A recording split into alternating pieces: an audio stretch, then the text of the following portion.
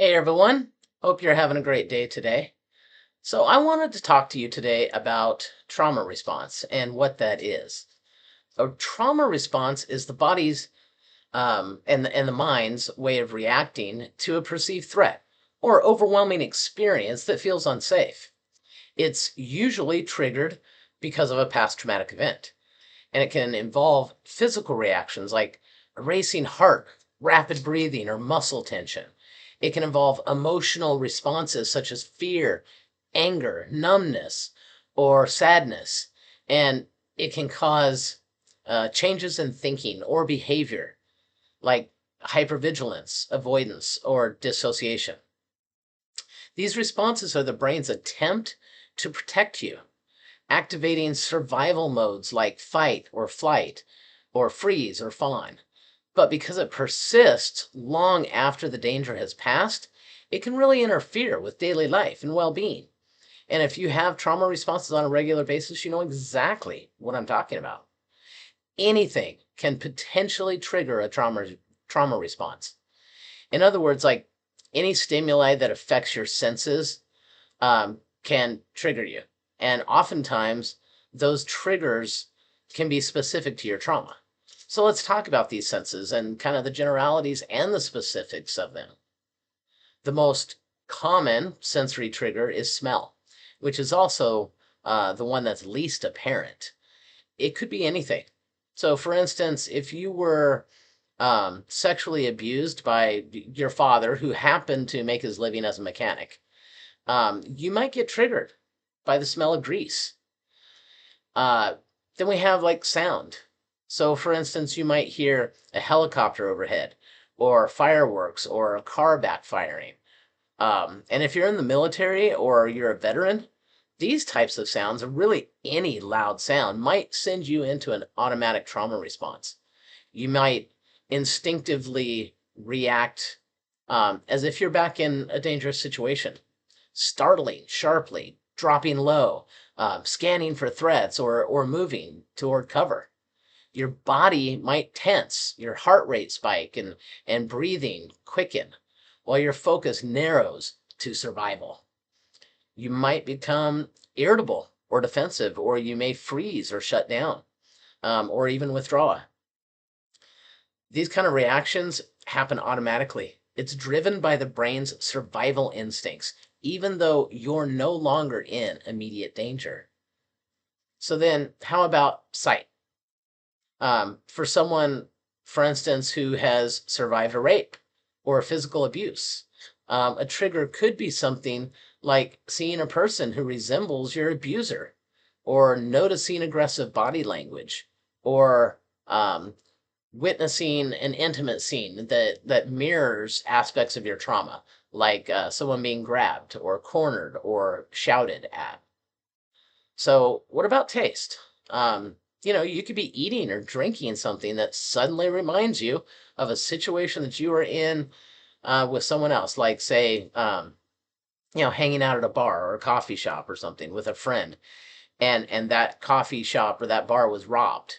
And you might respond by freezing or ducking for cover or suddenly getting up and running away for what other people would think is apparently no reason. And then the last sense that may be triggering is touch. So, for example, a person who has experienced sexual abuse or sexual assault, like, might be unexpectedly touched on the shoulder from behind, uh, and that might cause them to flinch or jerk away, or even physically push the person or turn around and slug them in the face, without even thinking. It's just a reaction.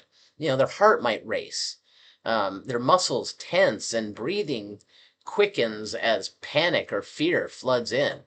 Even if the touch was harmless or meant kindly, in that moment, their brain interprets the contact as a potential threat, and their body reacts automatically to protect them. Sometimes, like, leaving them feeling shaken, disoriented, or even ashamed afterwards.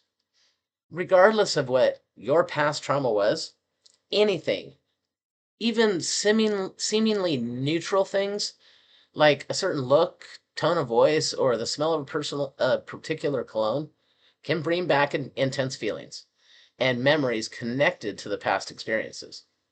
And don't forget, this can really be damaging in a relationship.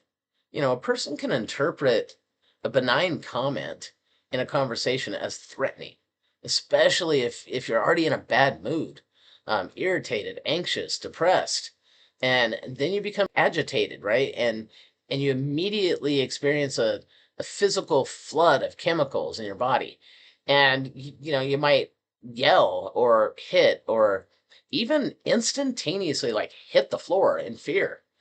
So while a human's ability to protect the integrity of the self through a trauma response is natural and, in a sense, healthy because it's a protective measure, it can be harmful too, obviously. It can be totally overwhelming and definitely create other problems. So, if you find yourself falling prey to trauma responses on a regular basis, there are some things you can do. When experiencing a trauma response, grounding techniques can help you like bring yourself back to the present moment.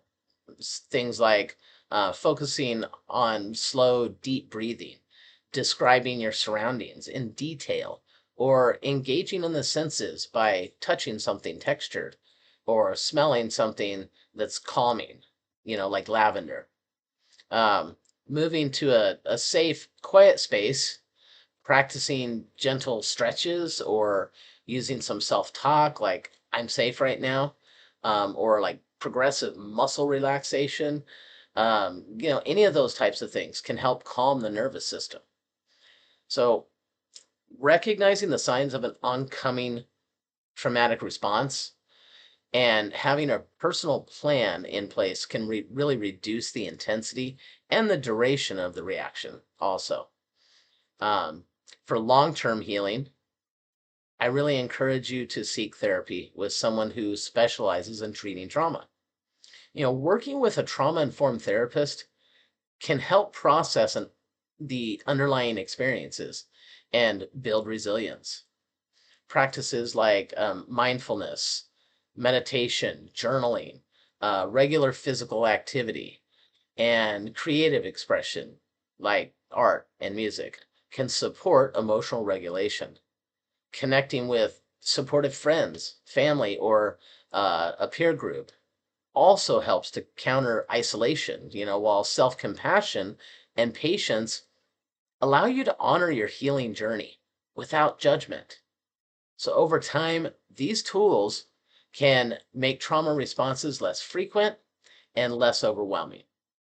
So, I hope that this was beneficial for you and that you learned something from this and can maybe use some of these tools to help you if you're experiencing trauma responses. I thank you for listening, and you all have an amazing and beautiful day. Take care.